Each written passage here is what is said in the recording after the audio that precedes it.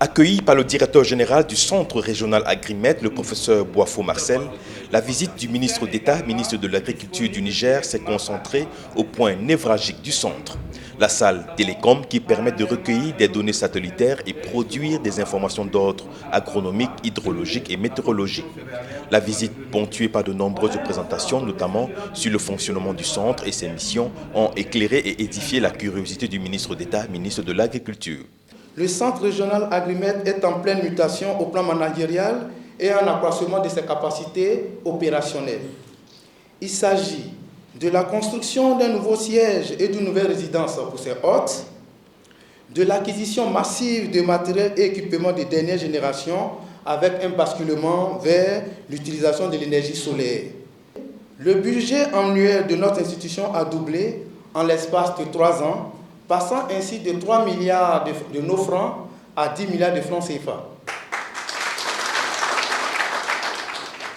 Ainsi, il ressort clairement que le centre dispose de moyens financiers pour exécuter les projets des bailleurs, mais en même temps, l'institution ne dispose pas d'argent pour ses activités régaliennes. En effet, l'appui financier des États membres du CILS à l'Agrimed ne dépasse guère les 10% de son budget, loin derrière les partenaires techniques et financiers. Cette visite du ministre d'État, ministre de l'Agriculture du Niger, qui intervient un peu plus d'1 mois après sa prise de fonction, vient redéfinir les enjeux et les priorités dans les thématiques de la sécurité alimentaire, le changement climatique et la gestion durable des terres. Et soyez assurés également que nous vous apporterons tous les soutiens nécessaires pour consolider déjà les performances qui sont acquises et les améliorer au fur et à mesure de l'évolution du temps. Si nous ne changeons pas de stratégie pour mieux gérer notre environnement dans la zone sahélienne, eh bien, je peux vous assurer que nous sommes en train de nous condamner définitivement à mort, et tous, de façon consciente ou inconsciente.